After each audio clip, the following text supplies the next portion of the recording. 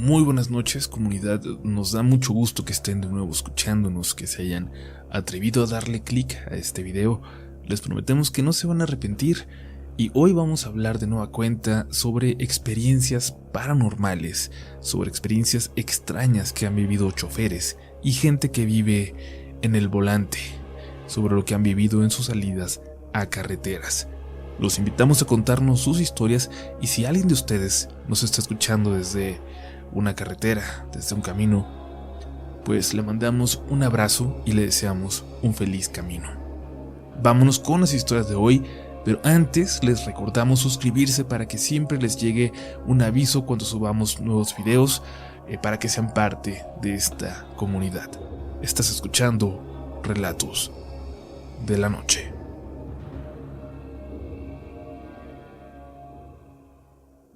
Soy camarógrafo para un noticiero que se transmite en todo el país y esto me ha llevado a conocer lugares remotos y las carreteras más escondidas de todo México. Me han pasado cosas y me he topado en situaciones peligrosas, pero nada me ha dado tanto miedo como lo que estoy a punto de contarles. Había ocurrido un suceso bastante violento en esta zona rural del país a la que nos trasladamos para realizar un reportaje. Iríamos precisamente a este lugar donde esto había ocurrido, donde habían perdido la vida tantas personas. El lugar era propiedad privada, pero hacía mucho que de los dueños no se sabía nada, ni siquiera si seguían vivos.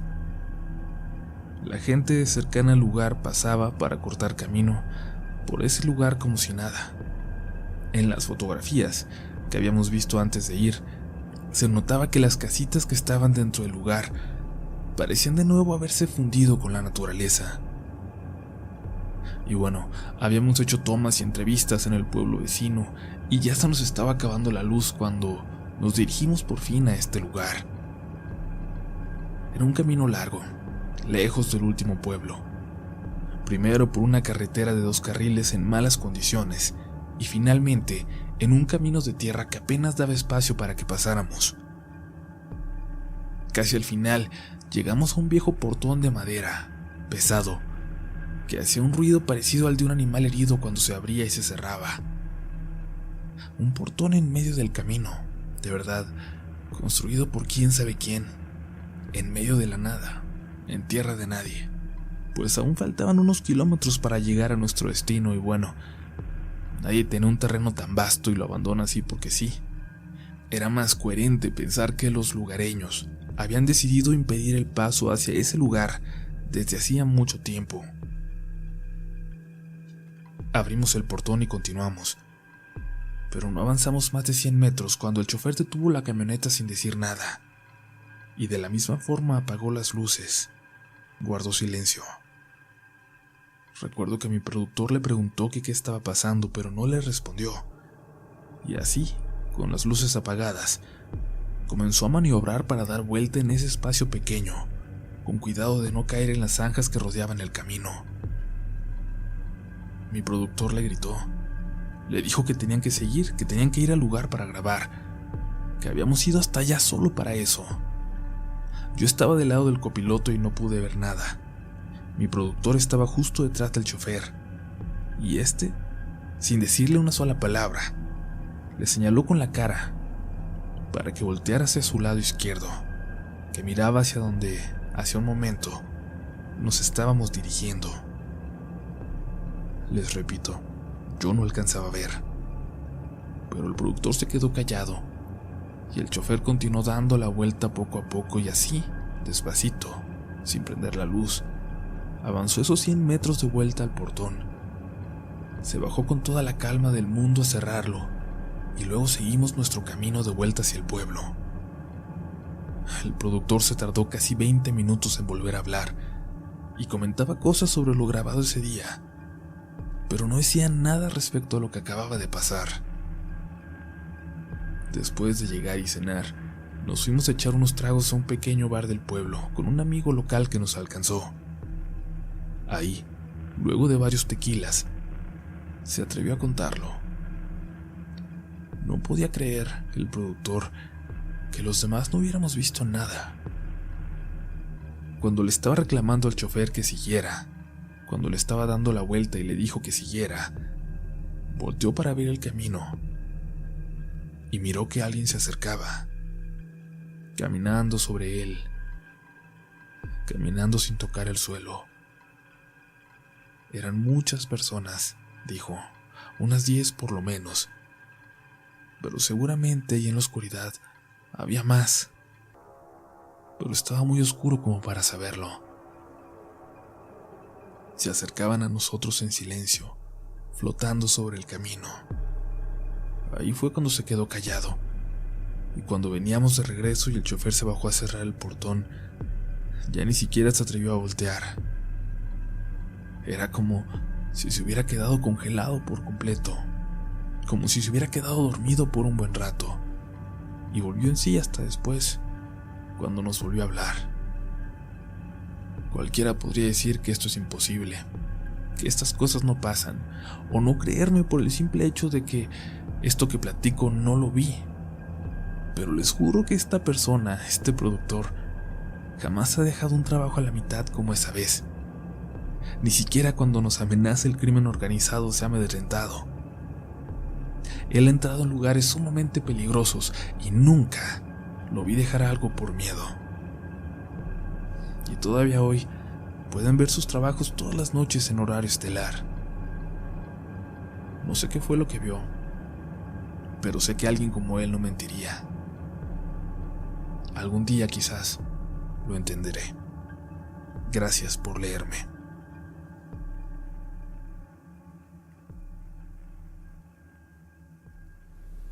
Mi historia es muy cortita, pero de verdad es muy extraña. Espero me digan qué diablos pudo ser lo que me pasó.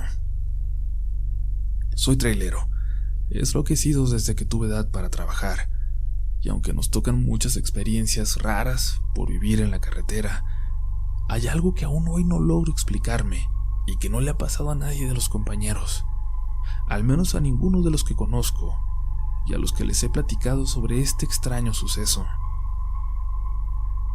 Esto me ocurrió en el estado de Durango, ya casi llegando a Chihuahua, si no mal recuerdo, cerca de Torreón de Cañas. En este tiempo yo no estaba manejando tráiler, sino un camión de mudanzas de 28 pies, mucho más pequeño y sin tanta batalla para llevar. Eran las 3 de la mañana y yo ya iba bien cansado. No me había detenido a cenar, aunque lo había dudado un rato antes, pero ya para estas alturas sentía que se me cerraban los ojos y se me había acabado el café que llevaba en el termo. A lo lejos vi un letrerito con una flecha hacia el costado de la carretera, y al seguirlo con la mirada alcancé a notar unas lucecitas como de unas lámparas pequeñas, como en una casita, a unas decenas de metros de la carretera. Bajé la velocidad para ver con más atención, y al irme acercando noté más luces. Eran varias casitas, y me sorprendía que fuera una calle tan iluminada para estas horas de la noche. Salí de la carretera por la desviación y me metí a esta callecita, esperando que hubiera algo abierto donde pudiera cenar o por lo menos rellenar mi café. Lo que me urgía era descansar. Pero no se veía nadie. Las casas, muy viejitas, estaban iluminadas, pero parecía que todos hubieran salido corriendo, que las hubieran abandonado así. Me fui hasta el fondo, muy despacio, pero no había nada de movimiento, nada. Ni el viento se escuchaba. Y es que bajé la ventana, pero sentí un aire caliente, horrible, y mejor la volví a subir. Me di la vuelta porque empecé a tener, ¿cómo decirlo?, un mal presentimiento, como si me estuvieran esperando ahí. Y cuando me enfilé de nuevo hacia la carretera, vi por el retrovisor como alguien, una mujer, salía de una de las casas y me hacía señas para que volviera. No me detuve y vi que la mujer empezó a caminar apresurada hacia mí, pero no la alcanzaba a distinguir la cara. Se le veía como borrosa, y por alguna razón eso me aterraba todavía más. Aceleré hacia la carretera y continué mi camino, y hasta la mañana siguiente le comenté lo sucedido a un compañero que no era de muy lejos de ahí. Ah, caray, ¿por dónde? A ver, señálamelo en el mapa. Le intenté mostrar por dónde creía que me había pasado, y me dijo que no había nada por ahí. No le creí, o pensé que a lo mejor yo me había confundido, pero en mi viaje de regreso me fui fijando con atención y en efecto, en ese lugar, al menos donde yo pensaba que era, no había nada. Tuve un viaje de nuevo días después y ahora pude pasar más temprano. Ahí sí, encontré con facilidad aquella señal con la flecha, inconfundible, y que todavía se pueden encontrar si pasan por ahí. Pues bueno, de verdad, no había nada. Nada. Hasta me frené. Me salí de la carretera en esa misma desviación, pero no daba a ningún lado. Como si esas casitas nunca hubieran existido o como, no sé, si me hubiera metido por unos minutos en otro momento del tiempo. Le mando un abrazo a toda la comunidad.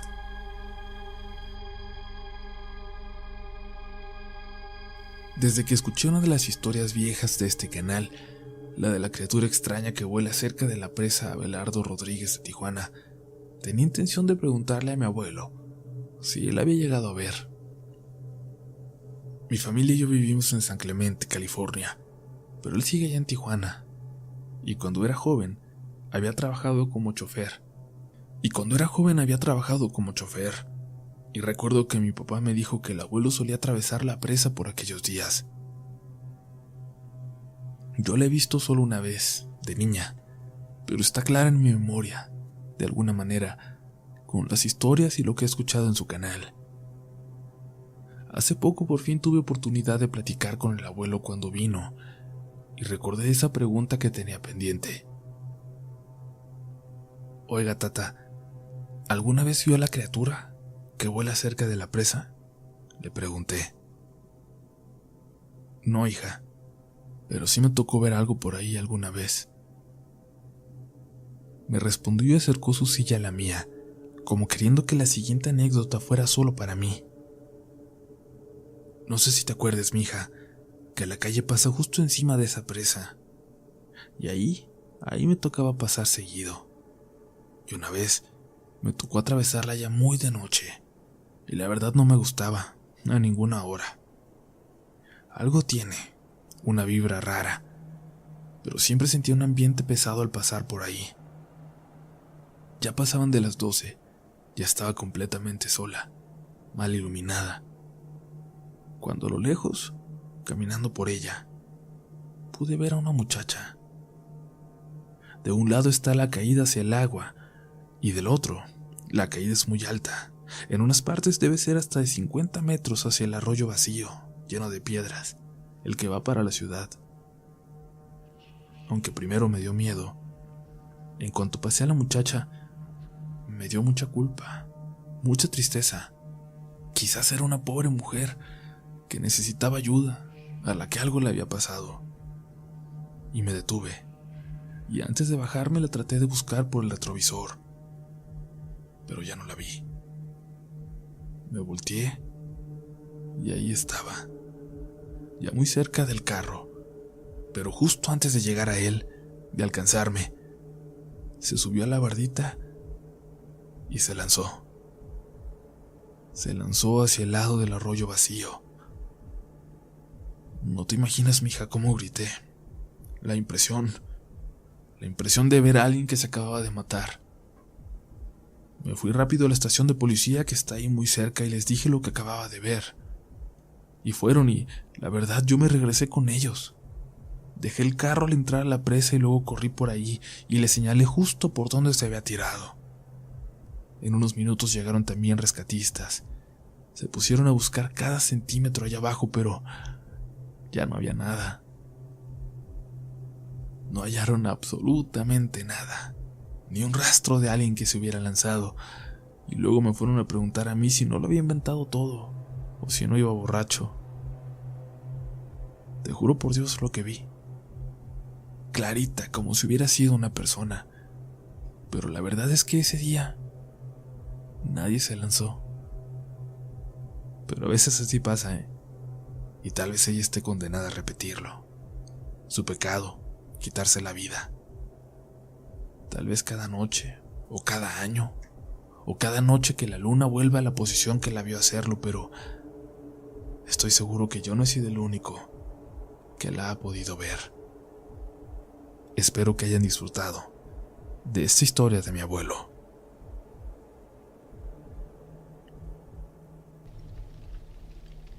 Hace poco descubrí su canal y a los pocos videos que vi me di cuenta de que hay muchas historias que yo también tendría para contar. Al principio pensé que era un canal como tantos que he escuchado, pero luego, viendo que tienen historias muy similares a algunas que me han ocurrido a mí o a gente cercana a mí, sentí que son un buen lugar para confiárselas. Esta es la primera de ellas, y le pasó a mi hermano, quien me dio permiso para compartirla con ustedes. Todo ocurrió en una carretera de un estado aquí muy cerca de la capital, en México. Quien conozca la zona o viva por estas carreteras que se alejan de la ciudad, sabrá que son muy nutridas de leyendas y de historias, de relatos de brujas y otros seres que habitan esos caminos por las noches, a la espera de sorprender a los viajeros. Sin embargo, esto es diferente. No son brujas las protagonistas, o al menos no parecería que lo fueran. Mi hermano manejaba un camioncito de una organización que les llevaba despensas a comunidades a las montañas, a esas montañas ya llenas de selva, así como son ya acercándose a Veracruz. Regularmente los viajes eran muy temprano para terminar antes de que cayera la noche y volver. Aunque siempre iban 2 personas, eran carreteras a veces peligrosas, pues no faltaban las historias de asaltos, aunque a él, tal vez porque sabían que llevaba despensas para ayudar, nunca le había tocado. Aún así, eran políticas de la organización que tenían que seguir por seguridad. En una ocasión, les enviaron para llevar los muebles para una pequeña oficina que esta organización dejaría de forma permanente allá arriba en un pueblo. Una chica, de hecho, se iba a quedar a vivir allá, a administrarla, y les pidió que intentaran llevar todo lo necesario para empezar ese primer día. Y así lo hicieron. Toda la mudanza se llevó a cabo en una sola jornada, pero al llevar el último viaje, no encontraban a la chica por ninguna parte. Tenían que regresarse a la ciudad porque estaba por oscurecer, pero no sabían si podían cerrar o no el lugar, si la chica se había ido con llave o no. Y bueno, de hecho necesitaban que ella diera el visto bueno y que afirmara que todo había llegado en orden porque había equipo de cómputo y otras cosas muy caras, pero no la encontraban por ninguna parte. Se les hacía cada vez más de noche y tenían que volver, y empezaron a preguntar con la gente cercana, empezando por los muchachos que les habían ayudado para meter algunas de las cosas pesadas. Pero nada. Nadie sabía nada hasta que de pronto un chico a lo lejos se acercó corriendo hacia ellos. Les gritaba. Les tenía que dar un mensaje, pero se había distraído. No los había visto llegar. Pero por fin estaba ahí para decírselos. La chica había tenido que subir de emergencia a uno de los pueblos vecinos, todavía más arriba en la montaña. Algo había pasado con una de las señoras que le ayudaba por allá. Necesitaban de ella y tuvo que subir, pidiéndole a él que les avisara a los de la mudanza y prometiendo no tardarse tanto en volver. Y es que a fin de cuentas también había subido de aventón en la motocicleta de un chico que se animó para llevarla. Bueno, pensó mi hermano, será cuestión de esperarlo otro rato. El muchacho se quedó con ellos. Él, desde niño, había sido apoyado por la organización y ahora que era ya un chico de 17 años, se sentía muy comprometido a apoyarles en lo que fuera requerido. Así que se puso a acomodar algunas de las cosas que ya habían llevado, hasta que le llamó la atención un chico que pasó en una moto, campante, enfrente de la oficina.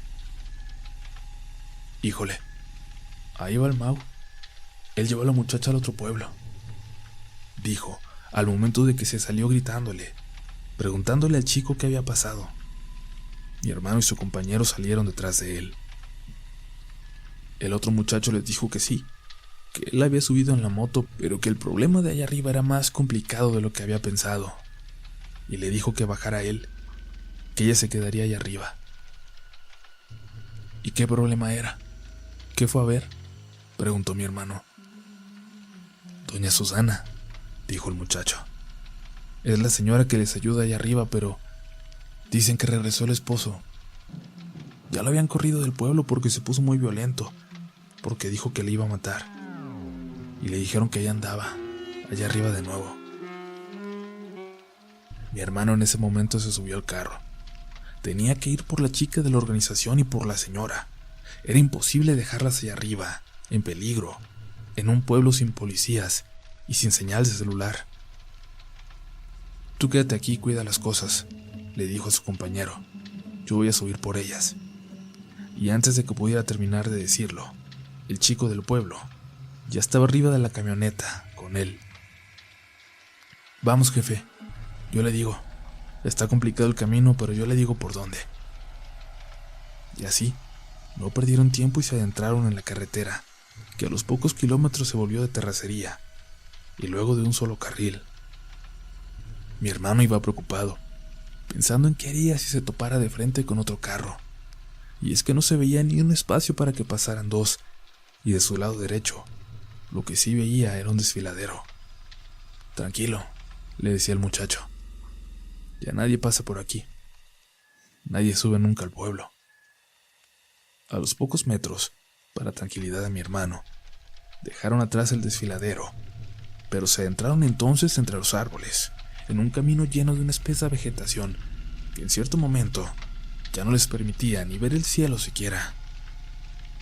Aquí era más que evidente que el muchacho que antes lo calmaba se había puesto muy nervioso.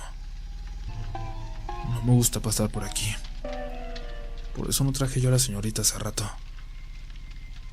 Mi hermano no le preguntó por qué. Daba lo mismo.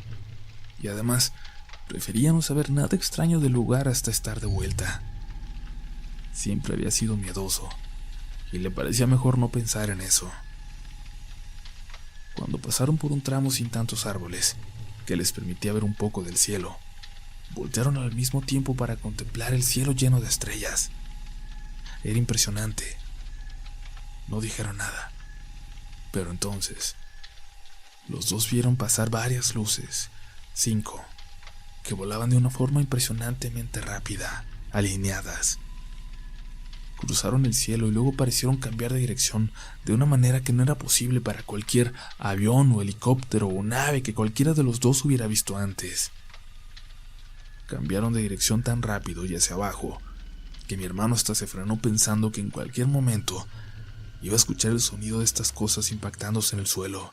Tan solo distinguía las luces, pero sabía que no estaban tan lejos. Por lo que vio, se tenían que haber estrellado en el cerro, a unos 2 kilómetros de donde estaban. No se frene, dele, dijo el muchacho, al tiempo que prendía la radio y le subía sin pedirle permiso. Mi hermano bruscamente le quitó la mano de los controles y le dijo que se callara. Detuvo el carro, lo apagó y bajó de él. Estaba seguro de haber contemplado lo que pudo ser un accidente. Era su obligación saber qué había pasado. Caminó un poco fuera del camino para intentar encontrar un lugar del que pudiera observar mejor, pero no lo logró. Y no se veía ni se escuchaba absolutamente nada raro. De hecho, se dio cuenta. No se escuchaba nada. Nada de esos sonidos de bichos y animales que solían escucharse con toda claridad durante las noches en esas regiones. Apresuró el paso para volver. Se dio media vuelta y siguió la luz de la cabina de la camioneta, iluminada porque había dejado la puerta abierta, pero en ese momento se apagó, y pudo escuchar la puerta del muchacho que estaba saliendo de la camioneta, asustado, preguntándole que dónde estaba, si estaba bien. «Acá voy», le gritaba a mi hermano para calmarlo, cuando un sonido empezó a llenar el silencio del lugar. Era un zumbido. una especie de zumbido que le hacía pensar que se había topado con un panal, pero no fue así. Y el sonido comenzó a aumentar y aumentar de intensidad, tanto que en cierto momento mi hermano, sin darse cuenta cómo, ya estaba de rodillas, apretándose las orejas tan fuerte como podía para intentar acallar ese zumbido que parecía perforarle los oídos, la cabeza, provocándole un dolor horrible. A lo lejos, atravesándole las manos, además del zumbido, pudo escuchar los gritos del muchacho, gritando de dolor. Y así, de un momento a otro, paró. La cabeza le daba vueltas y creía seguir escuchando ese sonido horrible en su cabeza. Como pudo, se levantó y fue hasta el muchacho, que apenas se podía levantar y casi no lo escuchaba. Le señalaba que le dolían los oídos, y por la sangre, mi hermano se dio cuenta de que se le habían reventado. Lo ayudó a subir a la camioneta y luego se subió él. Pero ya no arrancaba. No hacía ni siquiera el sonido de que estuviera intentando arrancar. Las luces no encendían. Era como si la pila hubiera muerto de repente. El chico estaba como oído, y mi hermano estaba muy asustado como para poder pensar con claridad qué podía hacer. Estaban alejados de cualquiera de los dos pueblos, como para intentar irse caminando. Se quedaron ahí, quietos, inmóviles, y con temor de bajar la ventana, por unos 20 minutos, hasta que vieron una luz a lo lejos, bajando por el camino. Se pusieron alertas, nerviosos, pero se calmaron cuando vieron que se trataba de una moto destartalada. Venía un señor en ella. Iba precisamente a decirle que la chica de la organización estaba bien, pero se iba a tener que quedar allá arriba en el otro poblado. Para su sorpresa, el señor de la moto les dijo que bajaría con ellos, que ya no eran horas de seguir subiendo. La camioneta encendió de la nada, al primer intento, y metiéndose entre los árboles y con mucho cuidado, lograron darle la vuelta para empezar a bajar. En cuanto llegaron, una señora del pueblo se puso a curarle los oídos al muchacho, sin preguntarle nada, sin inferir nada, sin hacer ningún comentario. Mi hermano le dijo a su compañero que se iban a quedar esa noche ahí, a dormir en la oficina, que no podía manejar más, pero no pudo platicarle bien a bien por qué, aunque era obvio para todos que algo le había pasado. Me lo contó a mí semanas después, cuando lo fui a ver a su casa, y sé que solo me lo confió porque este zumbido, que vino después de las luces, le recuerda a una historia que nos contaba mi papá. Es por esto que resultó mucho más aterrador para él, porque estaba recordando aquello al mismo tiempo que le estaba ocurriendo. Pero bueno, esa historia también ya la compartiré con ustedes en otra ocasión. Gracias por leer mi historia.